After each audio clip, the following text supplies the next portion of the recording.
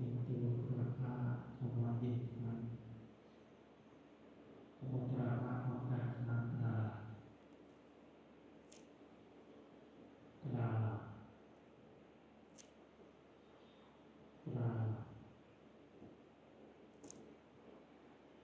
ตราเรามีคำพ่อแม่ครูอาจารย์ครับพวกเราบูชาพระรัตนตรัยพระอาจารย์มินาสการนะพุทธังอภิปูชยามะอิมินาสการนะธัมมังอภิปูชยามะอิมินาสการนะสังฆังอภิปูชยามะอะระหังสัมมาสัมพุทโธภะคะวาพุทธังภะคะวันตังอภิวาเทมิสวากขาโตภะคะวะตาธัมโมธัมมังนะมะสามิสุปฏิปันโนภะคะวะโตสาวกสังโฆสังฆังนามามิธรรมยังพุทธัสสะภะคะวะโตปุพพะภะคะนะการังกะโรมาเซ นะโมตัสสะภะคะวะโตอะระหะโตสัมมาสัมพุทธัสสะนะโมตัสสะภะคะวะโตอะระหะโตสัมมาสัมพุทธัสสะนะโมตัสสะภะคะวะโตอะระหะโตสัมมาสัมพุทธัสสะพุทธังสารนังคาชามิธัมมังสารนังคาชามิสังฆังสารนังคาชามิทุติยัมปิพุทธังสารนังคาชามิทุติยัมปิธัมมังสารนังคาชามิทุติยัมปิสังฆังสารนังคาชามิตาติยัมปิพุทธังสารนังคาชามิตาติยัมปิธัมมังสารนังคาชามิตาติยัมปิสังฆังสารนังคาชามิเปิดหนังสือไปที่หน้า12ครับท่านธรรมยังปฏิจจสมุปาทาธัมมาปาทังพนามาเสอิทาภิกขเวอริยสาวโกปฏิจจสมุปปาทันเยวาสาธุกังโยนิโสมานะสิกาโลติภิกษุทั้งหลายอริยสาวกในธรรมวินัยนี้ย่อมกระทำไว้ในใจโดยแยบคายเป็นอย่างดี ซึ่งปฏิจจสมุปบาทนั้นเทียว ดังนี้ว่าอิมาสมิงสติอิทังโหติเมื่อสิ่งนี้มี สิ่งนี้ย่อมมีอิมาสุปาทาอิทังอุปาชาติเพราะความเกิดขึ้นแห่งสิ่งนี้ สิ่งนี้จึงเกิดขึ้นอิมัสสมิงอาสติอิทังนะโหติ เมื่อสิ่งนี้ไม่มี สิ่งนี้ย่อมไม่มี อิมาสะนิโรธาอิทังนิโรชาติ เพราะความดับไปแห่งสิ่งนี้ สิ่งนี้จึงดับไปยะทิทังได้แก่สิ่งเหล่านี้คืออวิชชาปัจจยาสังขาราเพราะมีอวิชชาเป็นปัจจัยจึงมีสังขารทั้งหลายสังขาราปัจจยาวิญญาณังเพราะมีสังขารเป็นปัจจัยจึงมีวิญญาณวิญญาณปัจจยานามรูปังเพราะมีวิญญาณเป็นปัจจัยจึงมีนามรูปนามรูปปัจจยาสาลายตนังเพราะมีนามรูปเป็นปัจจัยจึงมีสาลายตนะสาลายตนะปัจจยาภัสโสเพราะมีสาลายตนะเป็นปัจจัยจึงมีผัสสะผัสสะปัจจยาเวทนาเพราะมีผัสสะเป็นปัจจัยจึงมีเวทนาเวทนาปัจจยาตัณหาเพราะมีเวทนาเป็นปัจจัย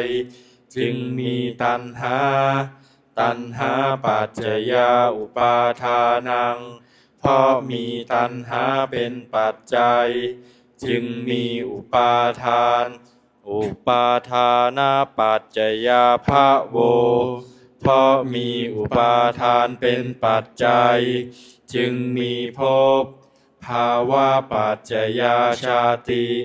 เพราะมีภพเป็นปัจจัยจึงมีชาติ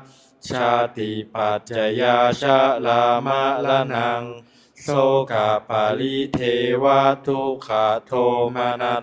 สุปายาสาสัมภวันติเพราะมีชาติเป็นปัจจัยชรามรณะโสกปาริเทวทุกขโทมนัสอุปายาสะทั้งหลายจึงเกิดขึ้นครบถ้วนเอวะเมตัสสะเกวรัสสะทุกขขันธัสสะสมุทัยโยโหติความเกิดขึ้นพร้อมแห่งกองทุกข์ทั้งสิ้นนี้ย่อมมีด้วยอาการอย่างนี้อวิชชายาตเววะอาเสสะวิลาคะนิโรธาสังขาระนิโรโธเพราะความจางคายดับไปโดยไม่เหลือแห่งอวิชชานั้นเทียวจึงมีความดับแห่งสังขารสังขาระนิโรธาวิญญาณนิโรโธเพราะมีความดับแห่งสังขารจึงมีความดับแห่งวิญญาณวิญญาณนิโรธานามรูปะนิโรโธเพราะมีความดับแห่งวิญญาณจึงมีความดับแห่งนามรูปนามรูปะนิโรธาสาลายตนะนิโรโธเพราะมีความดับแห่งนามรูปจึงมีความดับแห่งสาลายตนะสาลายตนะนิโรธาผัสสะนิโรโธเพราะมีความดับแห่งสาลายตนะจึงมีความดับแห่งผัสสะผัสสะนิโรธาเวทนานิโรโธเพราะมีความดับแห่งผัสสะจึงมีความดับแห่งเวทนาเวทนานิโรธาตัณหานิโรโธเพราะมีความดับแห่งเวทนาจึงมีความดับแห่งตัณหาตัณหานิโรธาอุปาทานะนิโรโธเพราะมีความดับแห่งตัณหาจึงมีความดับแห่งอุปาทานอุปาทานะนิโรธาภาวะนิโรโธเพราะมีความดับแห่งอุปาทาน จึงมีความดับแห่งภพภาวะนิโรธาชาตินิโรโธเพราะมีความดับแห่งภพจึงมีความดับแห่งชาติชาตินิโรธาชะลามะละนังโสกปาริเทวทุกขโทมานัสสุปายาสานิรุชชันติเพราะมีความดับแห่งชาตินั้นแลชาลามรณะโสกปาริเทวทุกขโทมานัสอุปายาสะทั้งหลายจึงดับสิ้นเอวะเมตัสสะเกวรัสสะทุกขขันธัสสะนิโรโธโหติติความดับลงแห่งกองทุกข์ทั้งสิ้นนี้ย่อมมีด้วยอาการอย่างนี้ดังนี้เปิดหนังสือไปที่หน้า29ครับ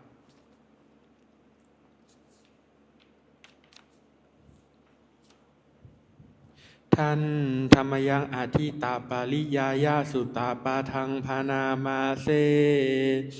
ข้าพระเจ้าพระอานนท์เทระได้สดับมาแล้วอย่างนี้ว่าสมัยหนึ่งพระผู้มีพระภาคเจ้าเสด็จประทับอยู่ที่ตำบลขยาศีสะใกล้แม่น้ำขยาพร้อมด้วยพระภิกษุ1,000 รูปในการนั้นแลพระผู้มีพระภาคเจ้าตรัสเตือนสติภิกษุเหล่านั้นให้ตั้งใจฟังพระภาษิตนี้ว่าดูก่อนภิกษุทั้งหลายสิ่งทั้งปวงเป็นของร้อนดูก่อนภิกษุทั้งหลายก็อะไรเล่าชื่อว่าสิ่งทั้งปวงเป็นของร้อนดูก่อนภิกษุทั้งหลายจักษุคือตาเป็นของร้อนรูปทั้งหลายเป็นของร้อนจักขุวิญญาณคือความรับรู้อารมณ์ทางตาเป็นของร้อน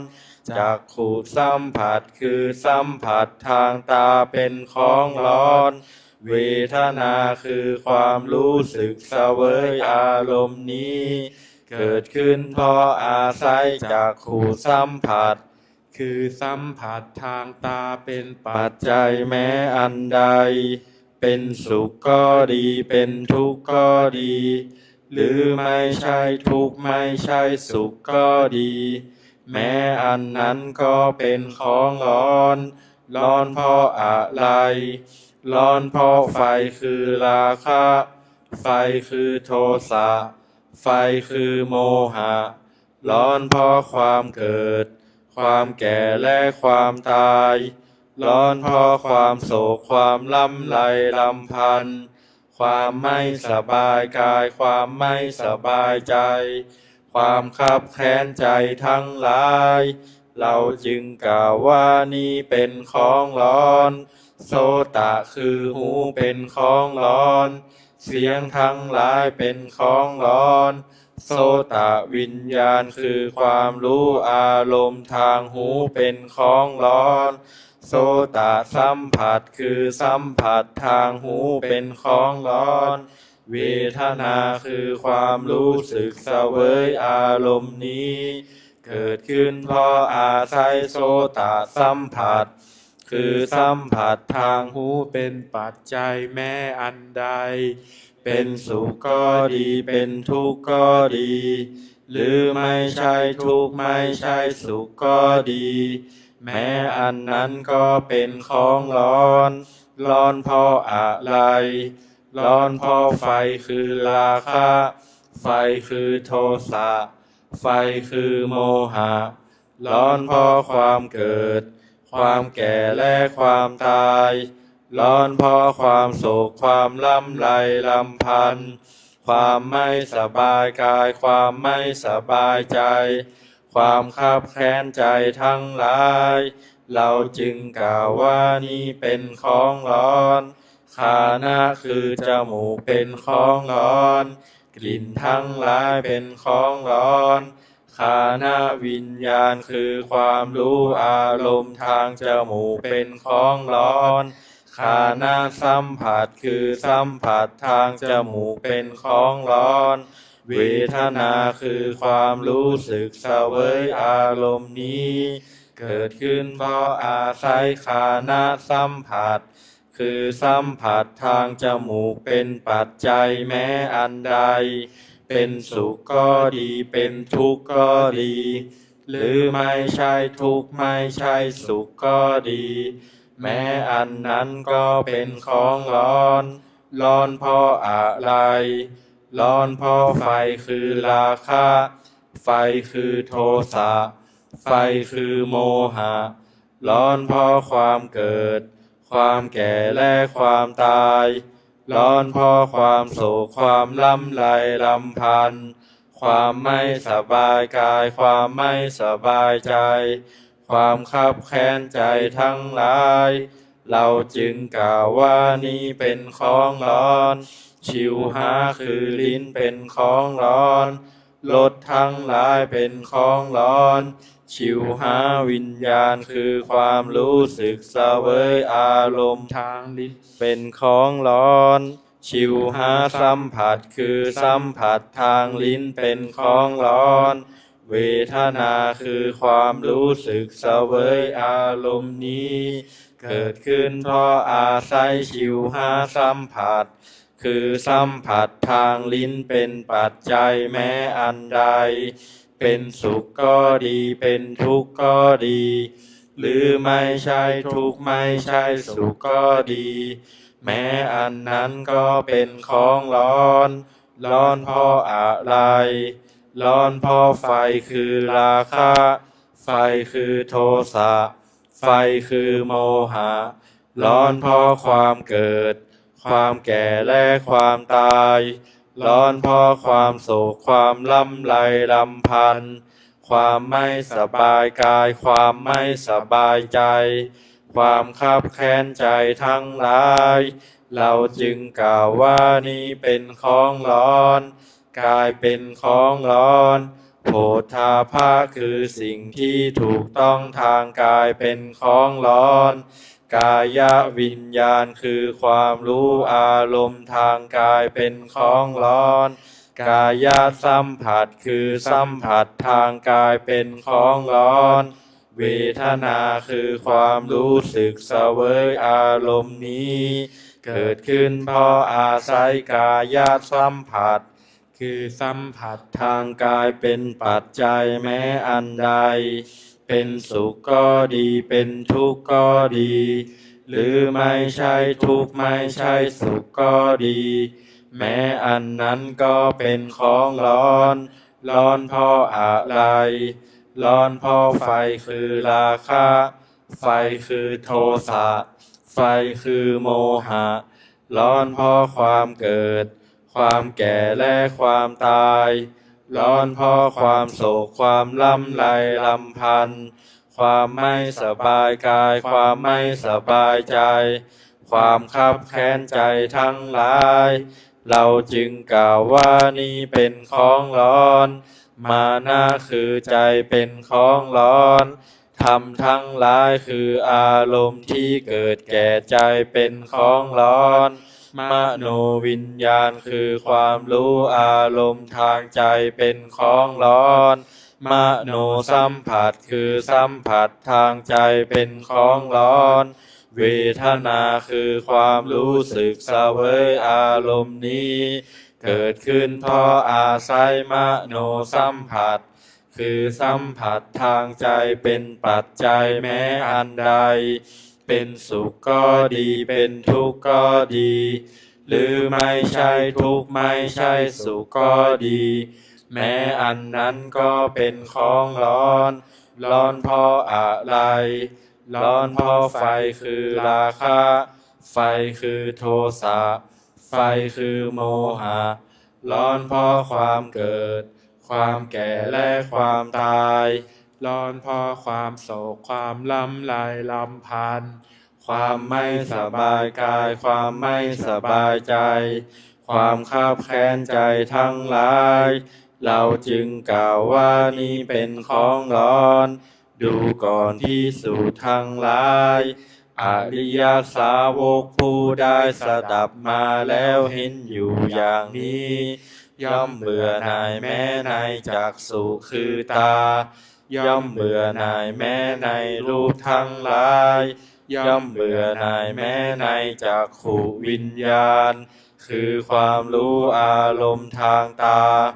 ย่อมเบื่อหน่ายแม้ในจักขุสัมผัส คือสัมผัสทางตา เวทนาคือความรู้สึกเสวยอารมณ์นี้ เกิดขึ้นเพราะอาศัยจักขุสัมผัส คือสัมผัสทางตาเป็นปัจจัยแม้อันใด เป็นสุขก็ดีเป็นทุกข์ก็ดี หรือไม่ใช่ทุกข์ไม่ใช่สุขก็ดี ย่อมเบื่อหน่ายแม้ในเวทนา คือความรู้สึกเสวยอารมณ์นั้น ย่อมเบื่อหน่ายแม้ในโสตะคือหู ย่อมเบื่อหน่ายแม้ในเสียงทั้งหลาย ย่อมเบื่อหน่ายแม้ในโสตะวิญญาณ คือความรู้อารมณ์ทางหู ย่อมเบื่อหน่ายแม้ในโสตสัมผัส คือสัมผัสทางหู เวทนาคือความรู้สึกเสวยอารมณ์นี้ เกิดขึ้นเพราะอาศัยโสตสัมผัส คือสัมผัสทางหูเป็นปัจจัยแม้อันใด เป็นสุขก็ดีเป็นทุกข์ก็ดี หรือไม่ใช่ทุกข์ไม่ใช่สุขก็ดี ย่อมเบื่อหน่ายแม้ในเวทนา คือความรู้สึกเสวยอารมณ์นั้น ย่อมเบื่อหน่ายแม้ในฆานะคือจมูก ย่อมเบื่อหน่ายแม้ในกลิ่นทั้งหลาย ย่อมเบื่อหน่ายแม้ในฆานะวิญญาณ คือความรู้อารมณ์ทางจมูก ย่อมเบื่อหน่ายแม้ในฆานะสัมผัส คือสัมผัสทางจมูก เวทนาคือความรู้สึกเสวยอารมณ์นี้ เกิดขึ้นเพราะอาศัยฆานะสัมผัส คือสัมผัสทางจมูกเป็นปัจจัยแม้อันใด เป็นสุขก็ดีเป็นทุกข์ก็ดี หรือไม่ใช่ทุกข์ไม่ใช่สุขก็ดี ย่อมเบื่อหน่ายแม้ในเวทนา คือความรู้สึกเสวยอารมณ์นั้น ย่อมเบื่อหน่ายแม้ในชิวหาคือลิ้น ย่อมเบื่อหน่ายแม้ในรสทั้งหลาย ย่อมเบื่อหน่ายแม้ในชิวหาวิญญาณ คือความรู้อารมณ์ทางลิ้น ย่อมเบื่อหน่ายแม้ในชิวหาสัมผัส คือสัมผัสทางลิ้น เวทนาคือความรู้สึกเสวยอารมณ์นี้ เกิดขึ้นเพราะอาศัยชิวหาสัมผัส คือสัมผัสทางลิ้นเป็นปัจจัยแม้อันใด เป็นสุขก็ดีเป็นทุกข์ก็ดี หรือไม่ใช่ทุกข์ไม่ใช่สุขก็ดี ย่อมเบื่อหน่ายแม้ในเวทนา คือความรู้สึกเสวยอารมณ์นั้น ย่อมเบื่อหน่ายแม้ในกาย ย่อมเบื่อหน่ายแม้ในโผฏฐัพพะ คือสิ่งที่ถูกต้องทางกายทั้งหลาย ย่อมเบื่อหน่ายแม้ในกายวิญญาณ คือความรู้อารมณ์ทางกาย ย่อมเบื่อหน่ายแม้ในกายสัมผัส คือสัมผัสทางกาย เวทนาคือความรู้สึกเสวยอารมณ์นี้ เกิดขึ้นเพราะอาศัยกายสัมผัส คือสัมผัสทางกายเป็นปัจจัยแม้อันใด เป็นสุขก็ดีเป็นทุกข์ก็ดี หรือไม่ใช่ทุกข์ไม่ใช่สุขก็ดี ย่อมเบื่อหน่ายแม้ในเวทนา คือความรู้สึกเสวยอารมณ์นั้น ย่อมเบื่อหน่ายแม้ในมานะคือใจ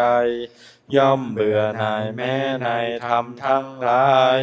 ย่อมเบื่อหน่ายแม้ในมโนวิญญาณ คือความรู้อารมณ์ทางใจ ย่อมเบื่อหน่ายแม้ในมโนสัมผัส คือสัมผัสทางใจ เวทนาคือความรู้สึกเสวยอารมณ์นี้ เกิดขึ้นเพราะอาศัยมโนสัมผัส คือสัมผัสทางใจเป็นปัจจัยแม้อันใด เป็นสุขก็ดีเป็นทุกข์ก็ดี หรือไม่ใช่ทุกข์ไม่ใช่สุขก็ดี ย่อมเบื่อหน่ายแม้ในเวทนา คือความรู้สึกเสวยอารมณ์นั้น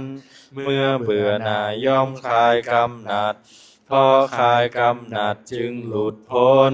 เมื่อหลุดพ้นแล้ว ย่อมมีญาณอย่างรู้ว่าหลุดพ้นแล้ว รู้ชัดว่าชาติสิ้นแล้ว พรหมจรรย์อยู่จบแล้ว กิจที่ควรทำได้ทำสำเร็จแล้ว กิจอื่นเพื่อความเป็นอย่างนี้มิได้มี พระผู้มีพระภาคเจ้า ได้ตรัสธรรมปริยายนี้แล้วภิกษุเหล่านั้นก็มีใจยินดี พอใจในภาสิทธิของพระผู้มีพระภาคเจ้า ก็ขณะเมื่อพระผู้มีพระภาคเจ้ากำลังตรัสเทศนาภาสิทธินี้อยู่ จิตของพระภิกษุ1,000 รูปนั้น ก็หลุดแล้วจากอาสวะทั้งหลาย เพราะไม่ยึดมั่นถือมั่นด้วยอุปาทาน ดังนี้แล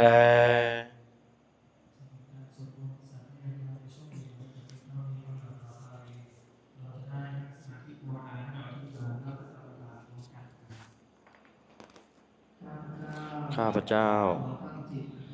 ขอตั้งจิตอธิษฐาน ด้วยสัจจาวาจาว่า ข้าพเจ้าจะเป็นผู้มีสติ มีสัมปชัญญะ โดยกระทำไว้ในใจว่า ข้าพเจ้าจะทำความรู้สึกตัว ในขณะหายใจเข้ายาว ในขณะหายใจออกยาว ในขณะหายใจเข้าสั้น ในขณะหายใจออกสั้น ข้าพเจ้าจะอดทนอดกลั้น ไม่หลงในความพอใจ ไม่ปฏิเสธความไม่พอใจ จะระงับความอยากมี ความอยากเป็น ความไม่อยากมี ความไม่อยากเป็น ตลอดการนั่งสมาธิภาวนา อิมังกัมมฐานังอธิษฐามิ อิมังภาวนานังอธิษฐามิ